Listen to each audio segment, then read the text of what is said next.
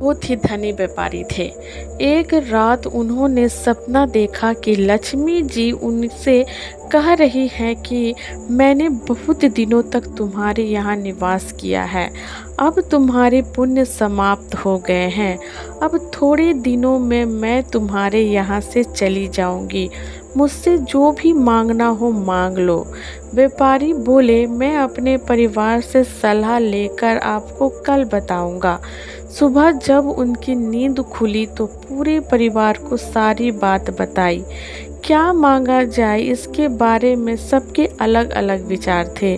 कोई कह रहा था कि इतनी धन दौलत मांग लो कि पूरी जीवन आराम से बीत जाए, तो कोई कह रहा था कि जीवन भर के लिए अन्न मांग लो। किसी ने सलाह दी कि ढेरों जमीन मांग ली जाए जिसमें खेती करके हम अपना जीवन आराम से काट लेंगे। व्यापारी की छोटी बहू बहुत ही बुद्धिमान थी। वो चुपचाप सबकी बातें सुन रही थी।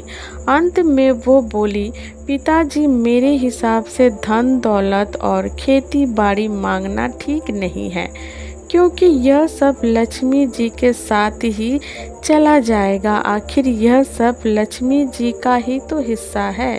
हमें इसके बजाय प्रेम का वरदान मांगना चाहिए।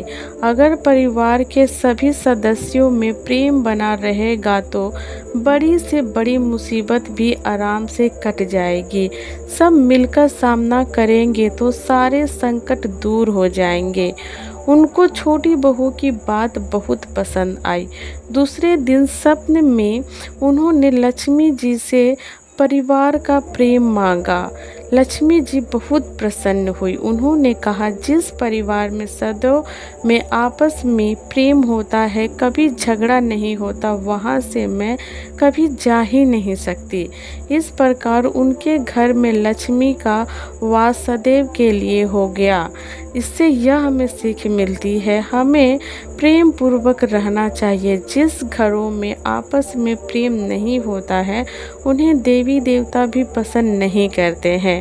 एक बार स्वयं लक्ष्मी जी ने इंद्र भगवान को बताया था कि वे कहाँ निवास करती हैं। लक्ष्मी जी ने कहा कि जहाँ बड़ों और गुरुओं का सम्मान होता है, जहाँ भयता पूर्वक बात की जाती है, जहाँ कलह नहीं होता है, हे इंद्र, मैं वहाँ निवास करती हूँ।